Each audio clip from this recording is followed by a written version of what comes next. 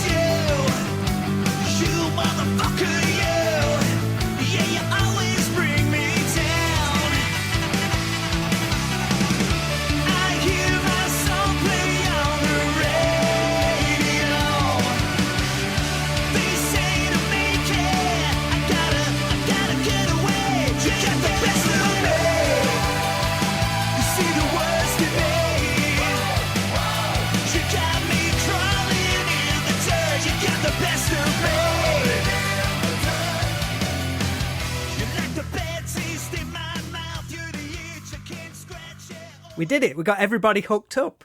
It's amazing. Yeah. No small feat. Yeah. I love your book, by the way, Chris. Oh, Rob, thank you so much. It really means a lot. Yeah, I have it right here. Hold on. I read the whole thing actually about halfway through for a second time. I absolutely love it. It's one of the best books, and I've got every book on hair metal you can possibly imagine, and I would say this is one of the best ones. Wow, thank you so much. Congrats, yeah. What's been the response to it, Chris? I mean, you've been doing a lot of press and everything. I've been thrilled with the amount of people that have reached out, and it's so great to meet other fans of the genre and, you know, speak with people who are passionate about the music. I mean, it's been wonderful. It really has. What's been the negative of people saying, what are you talking about with this kind of band and this band? I mean, the negative has actually been a positive because, you know, the biggest negative piece I get is people whose favorite bands didn't get as much press in the book as other bands, you know, which is wonderful because it just shows how passionate they are, and I enjoy the conversation. But, you know, I'll have people reach out and say, well, you gave this band 5 pages and my band only got 3 pages, right? And I tell them, well, they may not know, but originally the first draft of this book was 800 pages, right? I wanted to give every band all the press I could, but I mean, you just can't put an 800-page book out there. Not even the most ardent fan would want to read an 800-page book. Rob would. I mean, maybe I would, but I'm insane, so. I would. My only complaint was there wasn't enough pages in the book. I know. I hear it all the time. Yeah, you got to do a volume 2, man. That's the way around it. Be my pleasure. So where are you talking to us from now, Chris? I'm on the East Coast in the U.S. I'm in Charlotte, North Carolina. Oh, nice. Cool. I was just saying to Rob just before you came on, I'm probably going to have to sit back and just let you two go because you'll probably swamp me with knowledge during this. Hey, first things first, Rob, congratulations on Itch You Can't Scratch. It's just fantastic. I love it.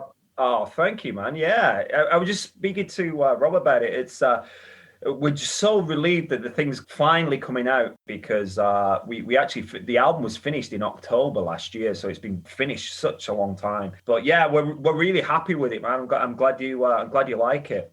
Yeah, I just spun it again yesterday. I think it's the best you've got so far. I think it's a wonderful combination of, you know, the melodic AOR type rock with some heavier stuff this time. That sounds a little more like, you know, in the vein of Skid Row. I really dig it. Yeah, thanks, man. Yeah, that was sort of what we were going for with it, really. Like I say, I think a couple of heavier songs, a couple of sleazier songs on there, which we haven't really done before on the previous albums. Yeah, we're obviously I'm a little bit biased, but we're very happy with it. I'm glad you like it, Chris. Oh, I'm thrilled. You should be very proud. On the Midnite City front, one thing I was going to get into is because I've told the story a bunch of times, but Chris, I think you know me and Rob were in a band called Teenage Casket Company together, and I don't even know if Rob remembers this conversation because he was a bit drunk, but after our final TCC gig, we went to some, what bar did we go to? Someone got us into this bar in Nottingham, which we'd never been to before, and the music was blasting out crazy loud. But you said to me that night, after we'd kind of ended everything with TCC, like, I'm done with cutting my hair and writing songs to try and be modern. I'm just going to put a band together with like 4 or 5 dudes with long blonde hair and just do a full-on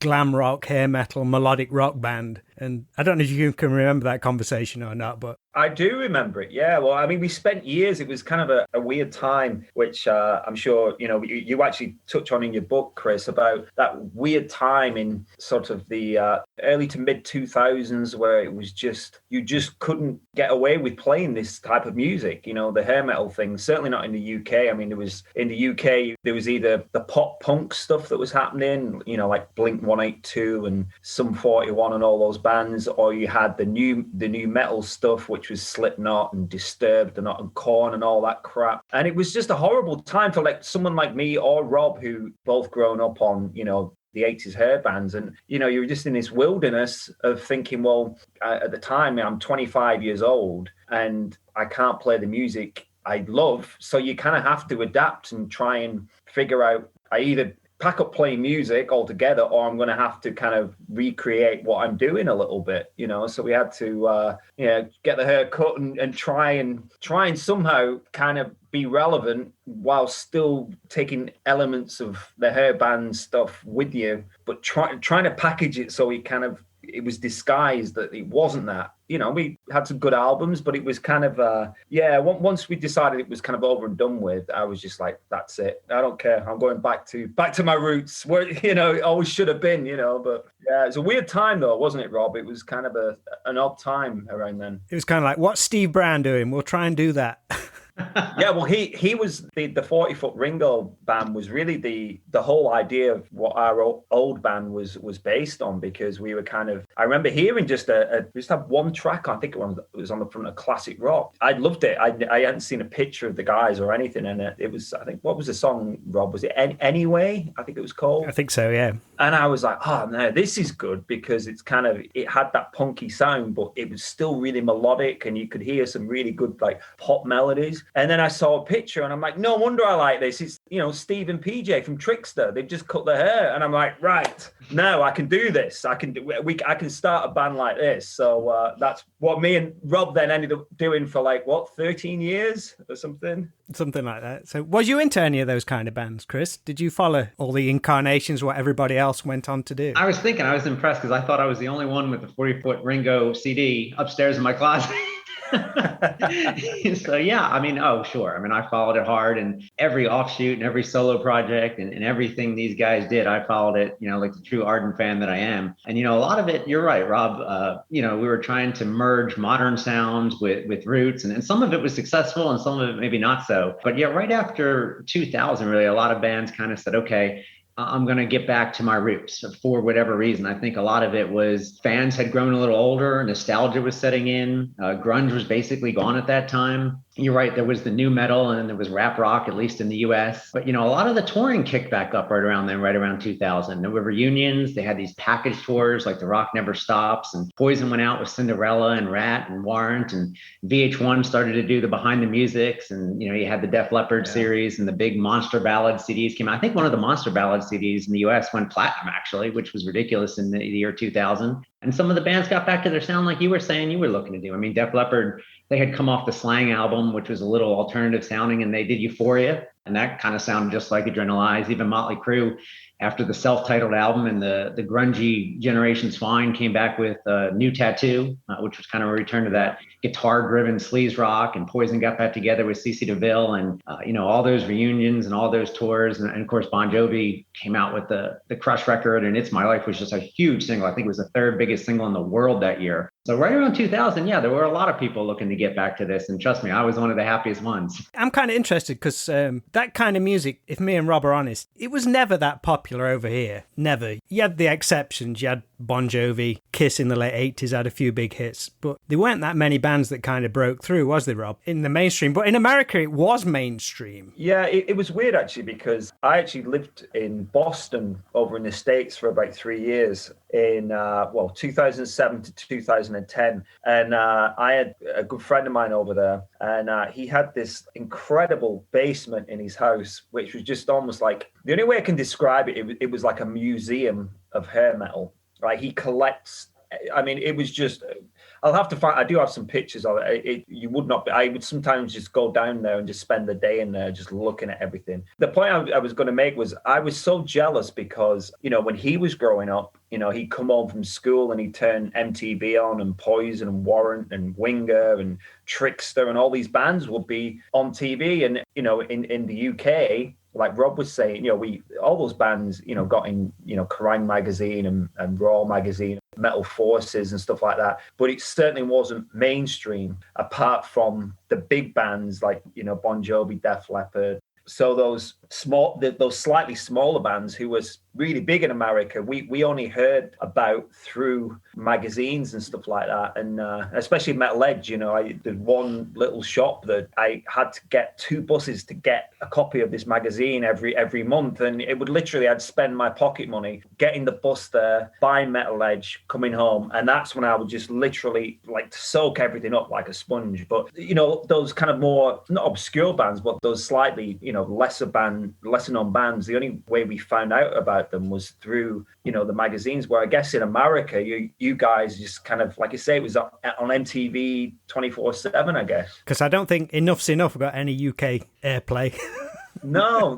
But I would imagine you had real thing and Fly High Michelle on the radio. Yeah, I mean, it's so good to hear you talk about, going to get your copy of Metal Edge. I was a young teenager as well. And I remember saving up, from my paper out or whatever money I had at the time. And I would go down every week just hoping there'd be a new issue of Metal Edge or Hit Parader or, to your point, Kerrang or Rip on the shelf. And if there was, I would run home with it, lock the door, and, for the next 2 hours, that's all I did is read every word, every page. So kind of a similar experience. But yeah, in the US towards, the mid to late 80s, hair metal, well, we'll use that term. We could talk about how terrible a term that is later. Happy to do that. Everybody knows I hate it. But it was a part of it was a dominant commercial force. It was on top 40 radio, and it was all over MTV, which was all in everybody's living rooms. It really kind of started to be the massive commercial thing that it was in the US in 1986, of course, when Bon Jovi broke through with Slippery When Wet. It sold 12 million copies. And then all of a sudden, MTV was all about, you had Talk Dirty to Me on there, and Cinderella, and Van Halen with Sammy Hagar started to make videos. And then, of course, later in the 80s and 87, Appetite and Hysteria and the Whitesnake 87 album and Motley with Girls, Girls, Girls. I mean, this was what you would see on top 40 radio. And you, in hindsight, you could never believe it. But if you look back at the Billboard charts, there's like 4 or 5 hair metal singles in the top 20 right around that time, whether it be something from New Jersey or Open Up and Say Ah, OU 812, or even Long Cold Winter.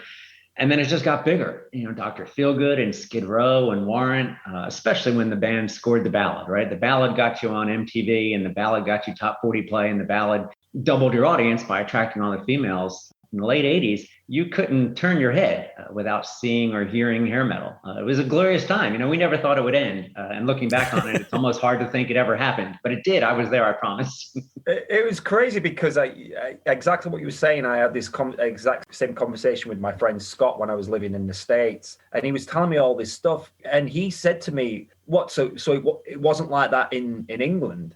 And I was like, no, we didn't have any of that. And he was under the impression that, what you just explained, the song's been all over the radio, all over MTV, these massive, Poison with the number 2 biggest selling album in America at the time. Scott, my mate, thought that all that was happening in the UK. And in reality, we didn't get any of that. So everything that we found out, I guess we had to kind of work quite a lot harder to find these bands because we weren't being, if a Bon Jovi video came on TV, we'd be like, whoa, this is amazing, but that was really as good as it got. The rest was just through buying VHS videos and like I said, buying the magazines and, a lot of, word of mouth as well, I think, It is quite unusual, really, because, when it did break big, Bon Jovi, they must have had like a top 5 album in the UK. Def Leppard would have had a top 5 album in the UK. But it never seemed to grow from that. Those bands could come over here and do an arena tour, but it never seemed to sink down to the lower level bands. It's ever so strange how it never really took hold in the UK. It's kind of weird. It really is. But Rob, I know your early introductions were Europe and then Bon Jovi. Chris, wasn't yours Theatre of Pain by Motley Crue, then a little later on Guns N' Roses? It was actually. So I was really young in the early 80s. I was only 9, 10 years old. So I wasn't immersed in this when it evolved on the Sunset Strip. That's not to say I didn't go back and learn every single detail I possibly could. But yeah, when I was 10, 11 years old, I was just listening to whatever was on top 40 radio in the US. And it was mostly pop rock or new wave in the early 80s. But I remember hearing Theatre of Pain. A friend of mine had the cassette and I was like, wow, hey, this is different. But my aha moment really was, remember, I don't have a lot of childhood memories for whatever reason, but I'll never forget the first time I heard Welcome to the Jungle. I was on the back of the school bus. The school bus driver, he would let the cool kids play their tapes, whatever tapes they submitted on the way to school. Now, I was not one of the cool kids, but thankfully somebody was, and they had the tape. They had Appetite for Destruction. And I'll just never forget hearing the song's dramatic, haunting opening, wicked chugging guitar riff. And then Axl came on snarling and intentionally stuttering, watch it bring it to your knees. And I was just captivated and mesmerized. I had never heard anything like it. For sure, Guns N' Roses was something entirely different versus the pop artist. But even the hair metal things at the time, like Def Leppard or Bon Jovi, they had managed to break through, but it was a more melodic thing. Guns N' Roses was intense and angry and ferocious, and it was real to me. It just simply leapt out of the speakers and demanded my attention, and there was no looking back from there. At that point, the train was barreling down the tracks. I couldn't get enough of anything and everything 80s hard rock and heavy metal. I went back and discovered everything from 1980 up until that point. It just became a huge part of my life. and here we are 30 years later, and the genre is still an immense part of my world, and it kind of culminated in the book. But yeah, for me, it was those opening chords to Welcome to the Jungle. Where do you stand on GNR, Rob? Because you've never, like me, I enjoy them a lot more now than I did back in the day. Where do you stand on them? I was always, I mean, I had Appetite for Destruction, obviously, and I liked it, but I was never really blown away with it. But I think my thing was, before discovering Bon Jovi in Europe in 1986, when I was 9, before that, I loved, Duran Duran and all the pop stuff. That's the thing that's always gone through since then. I've always been a big fan of the pop side of whatever it is. So the hair metal, I was always much more into, Poison and Warrant and Danger rather than Faster Pussycat, Spread Eagle, Vain. Even though I had all those albums and I love those albums and you name it, I've got it, as Rob knows. But I think in terms of influencing me writing music and stuff, it's always come from the poppier bands, whereas obviously Guns N' Roses, they had the good melodies, but they always kind of came from more of that sort of almost like that Aerosmithy kind of slightly trashier sound in it. And I just, at the time, I remember I had the album, I liked it, but I remember at the same time I also had, I was also listening to obviously Def Leppard, I was listening to Kiss, Crazy Nights, the Whitesnake 87 album, Girls, Motley, and I like those albums a lot better than Appetite for Destruction. And it's like, again, you can't argue that it's not a fantastic album, because it is. I mean, it's a great landmark album, but it wouldn't be any in a top 50 list for me, really. Wow, not even top 50? No. And then The Use Your Illusion. I mean, I don't know what was going on with all that crap. It was just wow. Coming in hot.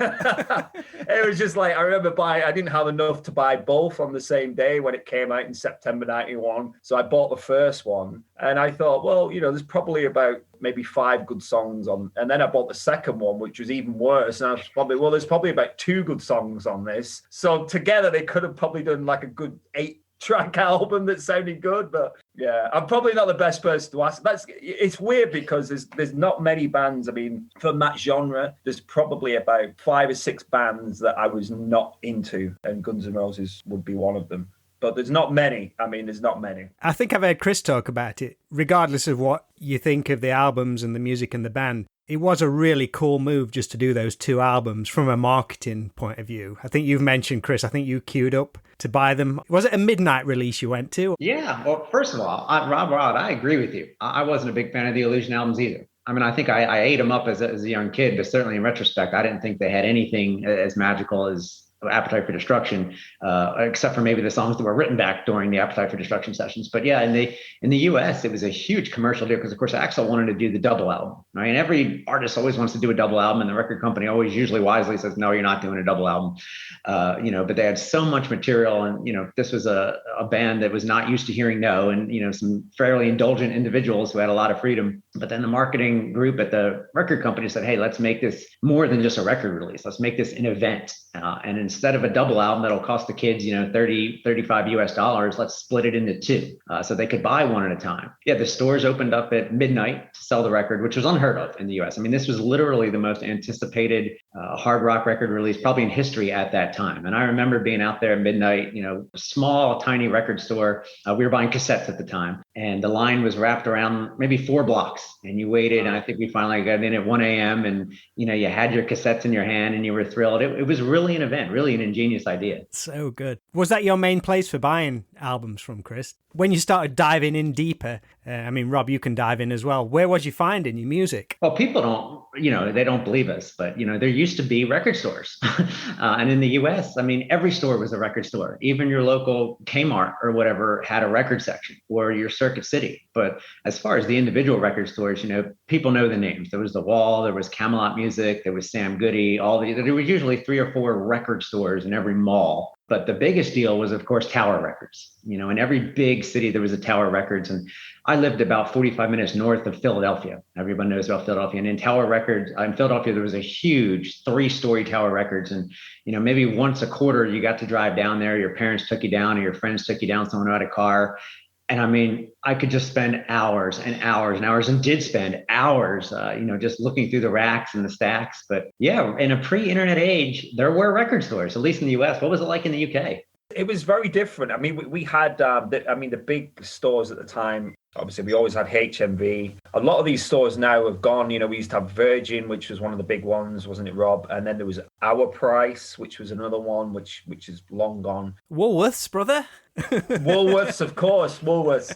And I was saying, Chris, I bought everything on a cassette. So my initial albums, the kind of more mainstream albums, so Europe, Bon Jovi, Def Leppard, you could sort of get in Woolworths and places like that. But obviously, if you wanted to get anything obscure, and by saying obscure, this sounds kind of ironic with what you were saying about how big, hair metal was in America. But I vividly remember trying to find Wingers in the Heart of the Young, and you could not find it. So you go in any record shop and you'd ask, have you got Winger? And, they'd look at you like you've just fallen from Mars, and they'd have no idea who or what Winger was, and that went for every man. And if you think about it, Winger sold a couple of million albums. It wasn't like I was asking for, Kick Tracy or something. It was, a semi-well-known band. And I vividly remember, there was this one record shop in my town. I'd go in with a list. I'd write them down, Winger in the Heart of the Young,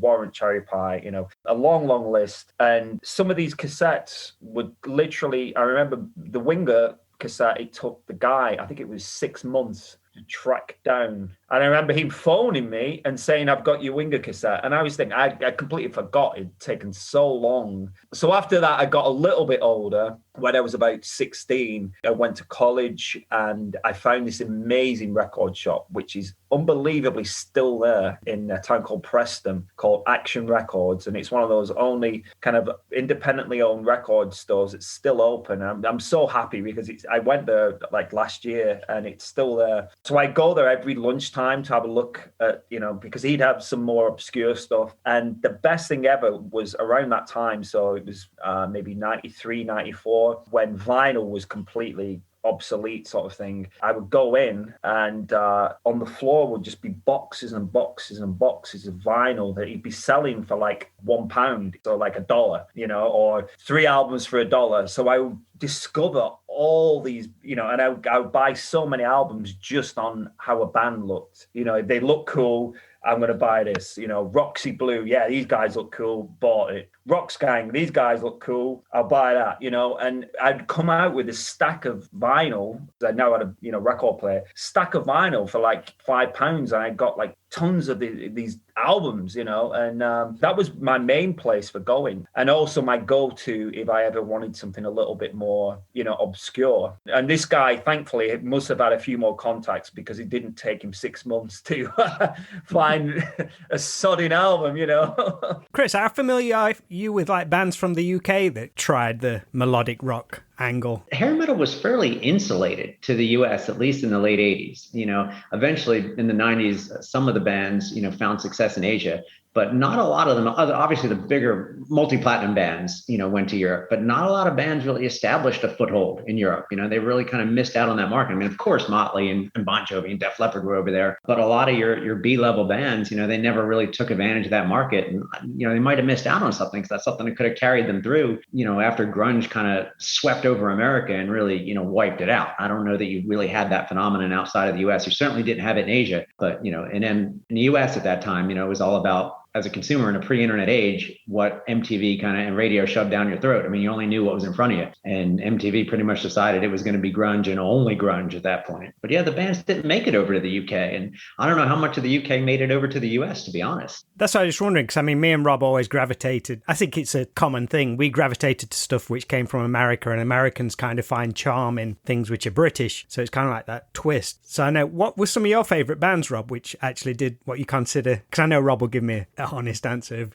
good UK bands that did the melodic rock. Well, that's a really good point, because all my favorite bands were all American bands. Apart from, obviously, I was a massive Def Leppard fan, but I only love Def Leppard because they sound American. They do not sound British. It sounds awful, but I absolutely detest everything that came out of Saxon, Iron Maiden, the Choir Boys, Thunder. Weren't you into Thunder, Rob, at all? No? I was never into that. To me, it was always that kind of British blues was kind of like every band kind of sounded like early Whitesnake before they went the cool 2 albums, in the late 80s. But I always thought the British bands did melodic rock really badly. And there's one band, if you're talking about like the hair metal, melodic rock, whatever you want to call it, there was only one band. I mean, obviously Tiger Tails which obviously I sing for now. I mean, they kind of were the only band that was sort of doing a UK version of Motley Crue. And,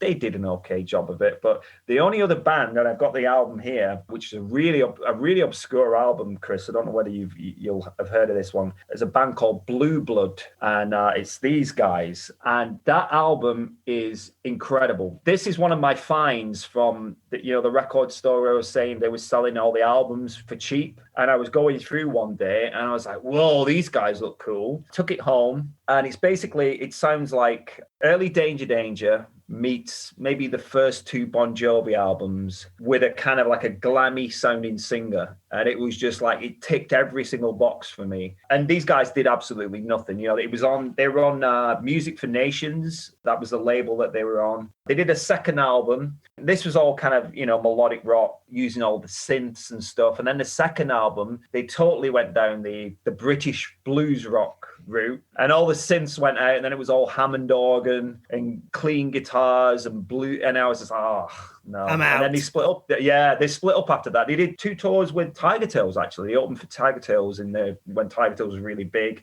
and then he also did a tour opening for Lizzie Borden in Europe. But that's the only band that I can think of that can kind of compete with what was going on in America, really. What year was that album, Rob? This was 89. So it was kind of right in that window. And again, really strange it didn't do anything, because it's a great album. It's on just YouTube it, the whole album's up there, but it's such a good album. That's Chris's homework for this afternoon. Check out Blue Blood. Yeah, I fully admit I had not heard of them. I looked at the cover there. They certainly looked the look. It kind of looked like a little bit of Britney Fox here from afar. But hey, I have to take this opportunity, Rob. You mentioned Tiger Tails. I'm a huge Tiger Tails fan. And obviously cool. I love the Blast record. And there's great songs. There's good songs. There's songs that aren't so good, not on that record, but in history. But occasionally you come across like a super catchy song, right? Just insanely catchy. Pipped it, popped it. Right. I mean, I listen to this. It is in my head for days, sometimes longer. First of all, how the heck do you write a song that catchy? And please tell me what the title means. Yeah, a funny story behind that was it was actually put forward to. There's a big competition over in the UK, the Eurovision Song Contest. Yes.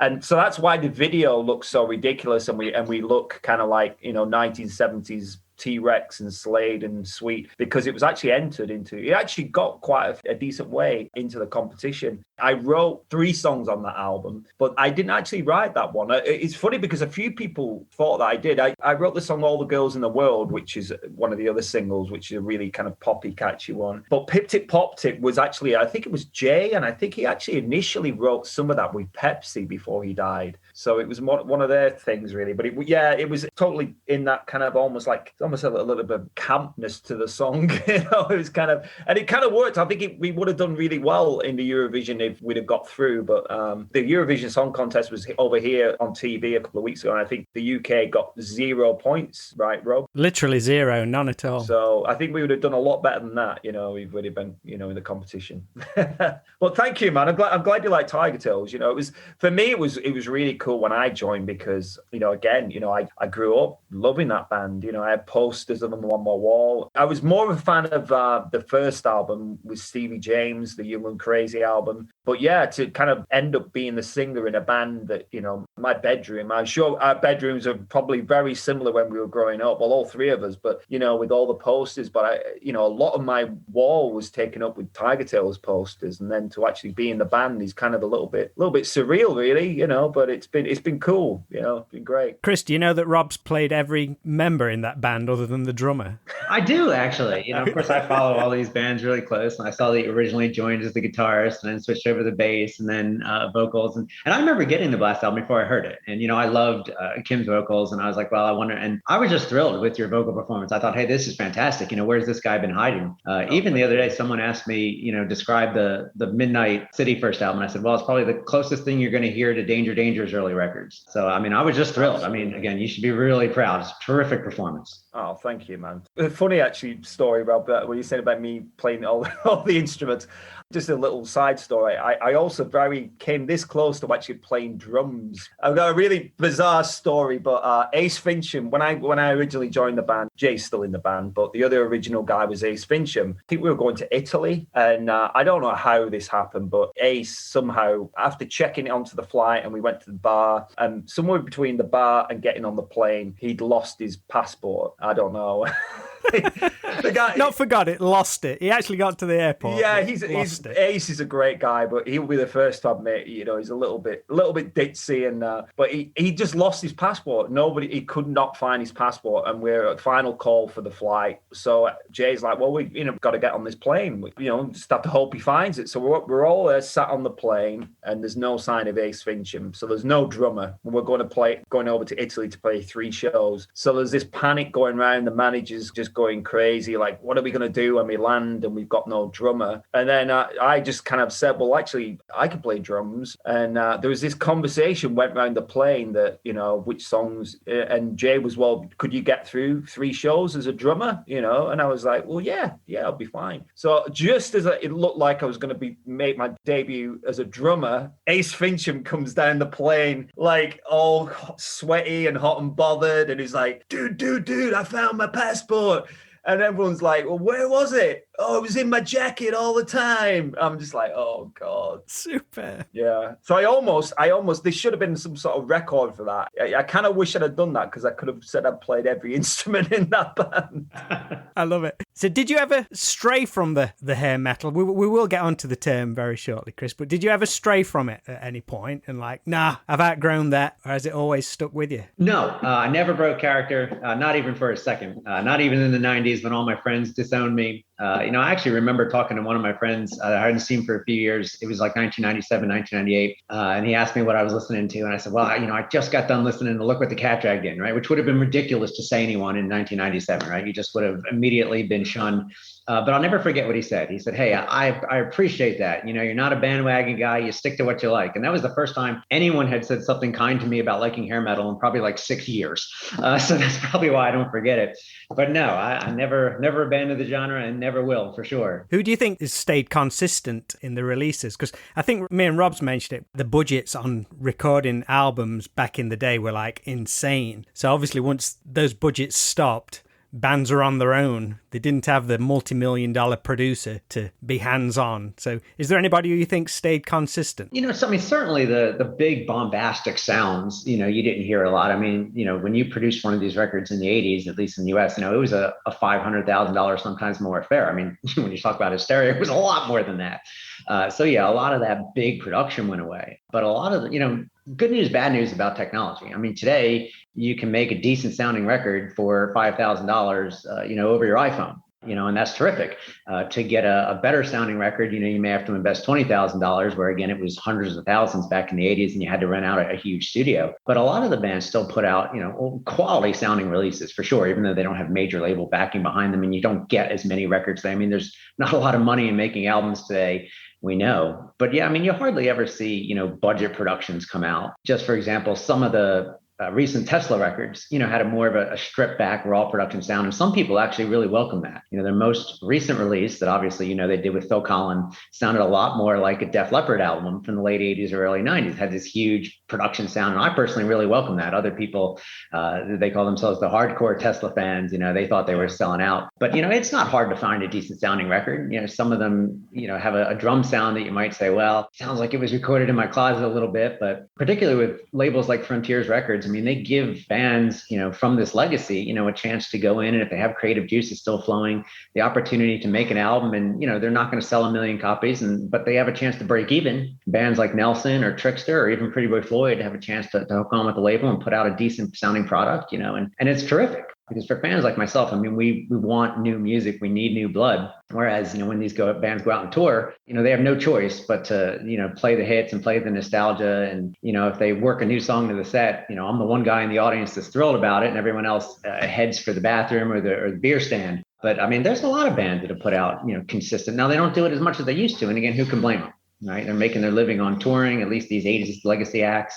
And maybe they don't have the creative juices, but there's music out there that people don't know about. Def Leppard's latest album a few years ago, their self-titled record, was a fantastic album. Whitesnake put out Flesh and Blood recently. There's some new music from some of these, what I would call legacy artists, that is absolutely worth checking out if you're a fan and you kind of don't know what's out there. I think you're in a really good position, Rob, at the moment with Midnite City, because you're kind of unique to that. People do want to hear your new songs, whereas the established bands, people just want to hear the old songs. So how do you feel about that? You're in this kind of cool position, really, where people do want your new music rather than, we just want to hear the hits. Yeah, it's great. Exactly. Hit the nail on the head, really. And I think it's good because, our music is all based on the bands that we've been talking about.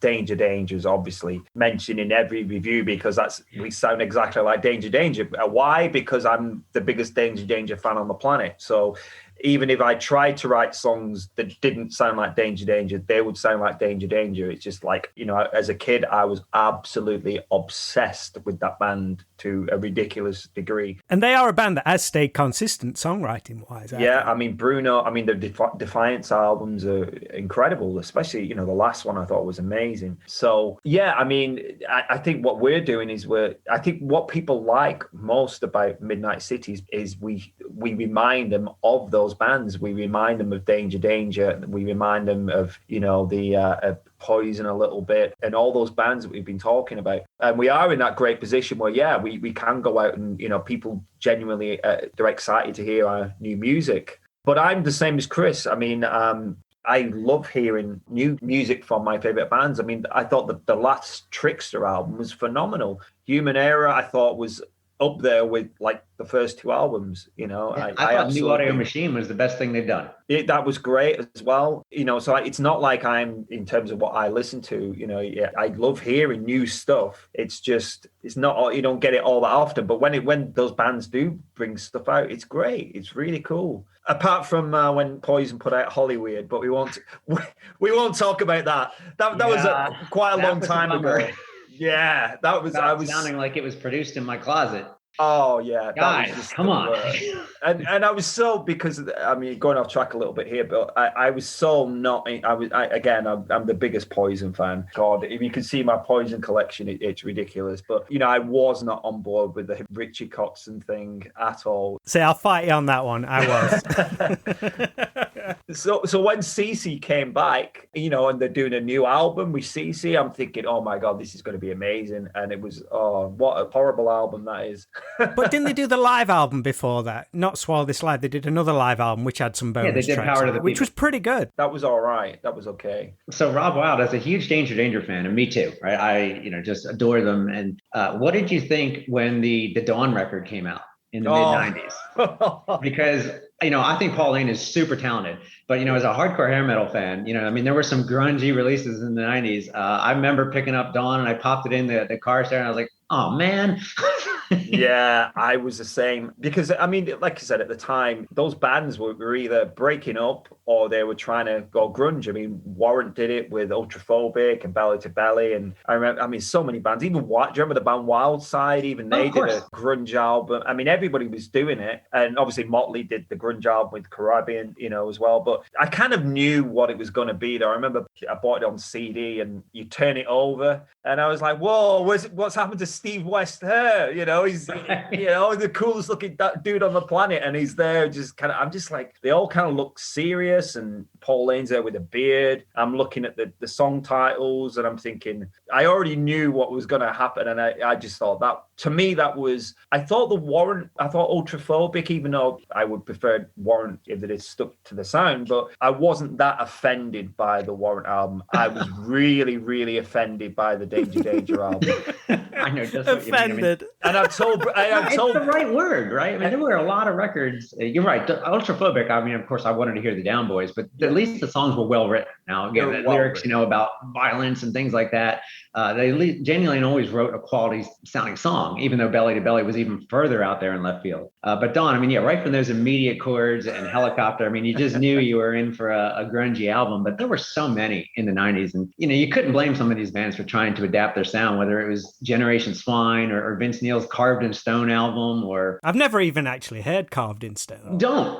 You don't. Don't.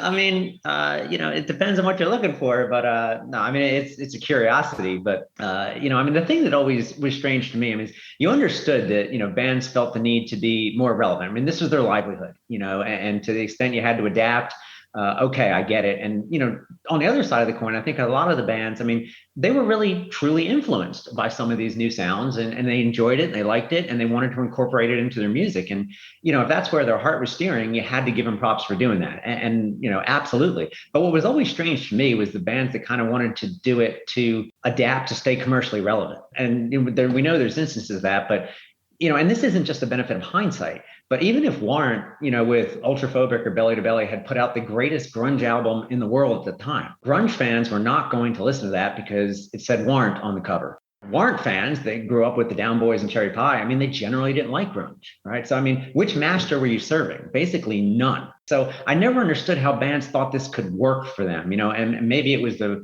record companies trying to push them in that direction, although they didn't really care at that point. Maybe it was their management that thought they could evolve. But, just that it seems like they would have at least stuck to their guns. They could have kept the hardcore fans they had. But I understand what they were doing. But there was a lot of crazy records in the mid-90s that had a different sound. We think Slang is the most famous one, perhaps, or, LA Guns put out their Pantera-sounding American hardcore album, or Stephen Pearcy went with Vertex and, that industrial sound. And it wasn't just the hair metal bands at the time. I mean, Metallica did Load and Megadeth did Cryptic Writings. Gosh, there were so many different things, even up to, Sebastian Bach, who did that Last Hard Men album with Kelly Deal of the Breeders.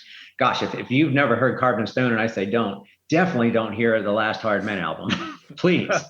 Because, Rob, you're not a fan of Pull by Winger, are you? Which I love that album. No, I was. I loved the first two Winger albums. And Pull, I was really disappointed. I was having this conversation, funnily enough, with Pete, Midnite City's drummer, last week when I saw him, and he loves that album. He's like, how can you not like the Pull album? I just like, to me. I think, again, though, it's going back to that thing of the kind of, it wasn't as poppy, and the kind of the fun sort of poppiness of the early albums wasn't quite as relevant, and I think that's why I didn't like it. And I actually listened to it recently. A few albums actually I listened to recently. Pull, also Native Tongue, Poison, and I still think exactly the same way about both albums. I don't like either. So it's not with you, Rob. I mean, I think there was some great stuff on these albums. I think Pull was an amazing album. But if I want to listen to hair metal and I want that melodic, party, guitar-driven rock, well, then these aren't the records I go to.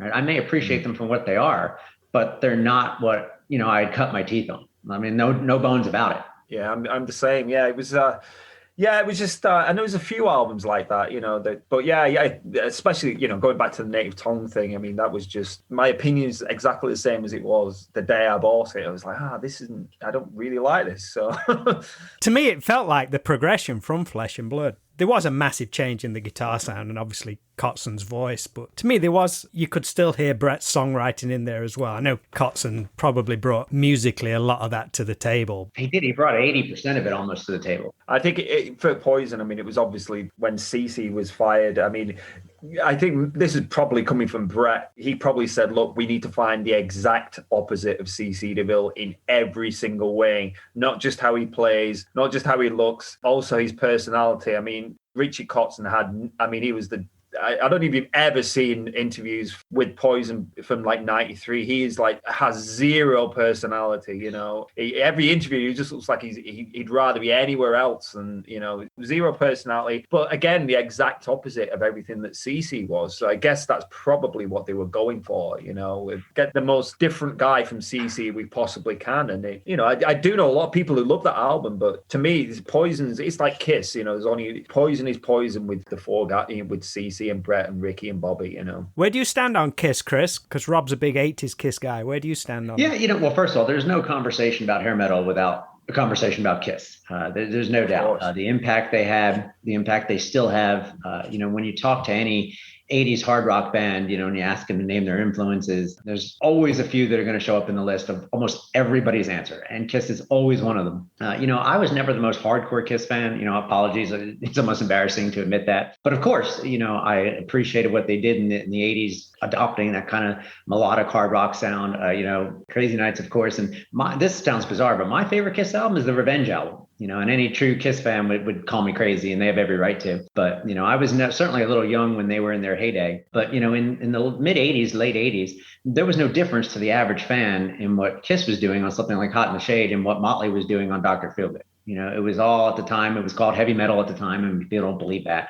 Yes, in 1988 in the U.S., Poison and Warrant were called heavy metal. I promise you that was true. Hair metal was not a term back then. When did that term actually come in, do you think? Because I can never remember it. It was right around the mid 90s, right after, grunge had reached its apex, and, people needed what they felt was a more pejorative, derogatory term, implying all this style over substance. I promise you, no one uttered the word hair metal in the 80s. It was right around the mid 90s when it started. I think we had cock rock before. Yeah, well, there's so many terms, right? We've heard them all. Anyone who's read the book, they know the first sentence of the first chapter starts off with, I have a confession to make. I hate the term hair metal. And I do. I use it because it's a super clear indicator. When you say hair metal, for better or worse, people know exactly the kind of music you're talking about. The other thing is, I think it has evolved more to what I would consider a happily nostalgic term for a lot of people. Now, certainly, a lot of the bands, they're not on board with this, and I understand it, and I'll back them every day of the week. You say the word hair metal in front of Nikki Sixx or Sebastian Bach, and, you better have your fists up. And I get it. Who wants to be reduced to the style of their hair 40 years ago? As fans, we don't use it that way. We don't use it in a derogative place. We just use it to describe that genre of music. Hey, if you want a polarizing discussion and you want to sit down and slug it out with someone, usually call their favorite band hair metal, and you can take it from there. I always look at it as a fun term, which is exactly why I'm into that music. It gives me good memories, good vibes, and that term kind of sums that up. It's such a huge, but there's so many bands that, if you think about it, that were called hair bands that really weren't hair bands. You were talking about Tesla earlier, for example, Chris. And to me, they would have at the time kind of, I suppose they would have gone into that hair metal category, but they weren't hair metal. There's so many bands that kind of was put into that category that weren't really that, they were different style, a different style of band. There's a lot of bands like that. Yeah, I don't know. Break it up into four groups of fans. When we talk about this word, the most average person who's not really a fan would say, hey, every group with long hair in the 80s was hair metal. And then you get this second group that's kind of a little more discerning. And the first bands to throw out of the bucket are, the heavy metal bands, the Metallicas, the Iron Maidens, the Megadeth, and the Slayers. And the third group, they get a little more dicey, a more restrictive taxonomy. The first bands to go out of that group, and understandably so, are Van Halen and Aerosmith and Guns N' Roses, and probably even Def Leppard, right? Def Leppard was part of the new wave of British heavy metal, and they were too busy off in Holland in the mid 80s as opposed to what was going on in the Sunset Strip. They were making hysteria. But then there's the fourth group, right? There's the ardent fans like myself that will get on the stand and testify that nobody was hair metal. We can make up any defense. Skid Row was too heavy, or Whitesnake, you had mentioned it, Rob, was really a late 70s, early 80s, blues rock band, or Winger was a prog rock band in disguise, or you mentioned Faster Pussycat or LA Guns. These were sleaze rocks bands, or, White Lion was too political because they had songs like When the Children Cry or Cry for Freedom. And then people will say, well, Warrant, well, they were only hair metal on their first two albums, so then they'll distinguish that. Or Mr. Big was too talented, or Tesla was just 70s rock, and that was true. Tesla never, had, big glammy hair and big glammy outfits. Or, they'll say Cinderella was just a blues rock band, but then you go back and look on the cover for Night Songs, what the record company had them in that big pink backdrop. But, we could always say, hey, there is no such thing as a hair metal band, aside from some. Pretty much it's hard to argue Firehouse, Trickster, Danger, Poison, Bon Jovi, Slaughter, Quiet Riot, Rat. It's hard for anybody to say they aren't hair metal, but again, we don't use the term derogatively. I'd just go with pop metal. I think pop metal is a good term because that's effectively what it was, taking the loud, heavy guitars and making it commercial to a pop radio audience. That's exactly what it was. It took in the early 80s, it took the heavy metal aspects, of Deep Purple and Black Sabbath, and it added melodies and commercially acceptable things, which landed it on the radio and MTV and allowed them to have this big commercial breakthrough. And Slippery When Wet's the best example of that. Yeah, absolutely. Chris, you mentioned mentioned your desert island albums. Which would you think yours, which you still love to put on today? Is it a nostalgia thing, or do you just think it's a great album? It's sometimes hard to find that middle ground, because Rob always surprises me with, I don't know if it's your favourite album of all time, but it's definitely up there, Screw It by Danger Danger. Is the nostalgia coming in there? I think a little bit of both, but that's the same for all my favourite albums. There's nostalgia attached to all of them because, you know, they take you back to that, you know, that happy place that those amazing albums took you to. But also, I still think that is an awesome album, you know, songwriting wise. I love the first album. I love Cockroach, but to me, that's the standout album for me. I mean, Crazy Nights it's impossible to listen to that song. You can be in the worst possible mood in the world. You stick Crazy Nights on. I defy anybody to not smile. It's just incredible. It's the ultimate feel-good song, you know, Don't Blame It on Love, incredible. I Still Think About You, one of the top ballads from that scene, you know, Everybody You Want. I mean, I could go through the whole album, but I think the thing I love about that album was it kind of ticked all the boxes, because the first album was really, I mean, the first album sounds like Survivor to me, very much like Survivor, total AOR, and Screw It still has elements of that. I always loved bands who had keyboard players, hence why I got a keyboard player in Midnite City, because I love keyboards. So Screw It still has the keyboards, but it's more of a guitar-based album. But it kind of went over the genre of, which is kind of what we try and do in Midnite City, where you've got the sort of the AOR moments, but you've also got the kind of the glammier, sleazier moments as well. So you can kind of, it's sort of like a mix of the two. So you can go from, on Screw It, you can go from Don't Blame It on Love, which is a total AOR song, to Horny Son of a Bitch, which is, you know, probably what, you know, one of the trashiest, sleaziest songs, you know, that you could ever write. But I just loved that, and I loved their look. I thought their image was great. I don't think many bands got cooler than the photo shoots from Danger Danger. They just look cool. They just like five guys they all look great. Even even the keyboard player looked great. And you can never get what keyboard player looks cool, you know. Well, actually, our keyboard player looks pretty cool, but you know, you tend to find most keyboard players are they're the guys that they never look cool, do they, really, usually, but they had everything. And I think that's why I love that band, you know, and I honestly feel that they were one of the, you know, talking about bands that should have been a lot more successful than they were. They certainly should have hit the heights that Warrant probably sold 7-8 million albums over the first, you know, few albums. I think the first Danger Danger album, I don't think it even went gold, and then obviously Screw It didn't do anything. But I certainly feel that Danger Danger should have, especially with their image as well. They were good-looking guys, a band made for MTV, you know. Didn't I read something or hear something that once they'd recorded Cockroach, which was set to be the third album, I think the record company were behind it. They was like, this is the best thing we've heard. There was going to be a big budget to push it. Then everything, whether it was the disagreement with Ted or the change in musical climate, perhaps a perfect storm that just kind of destroyed that. But I think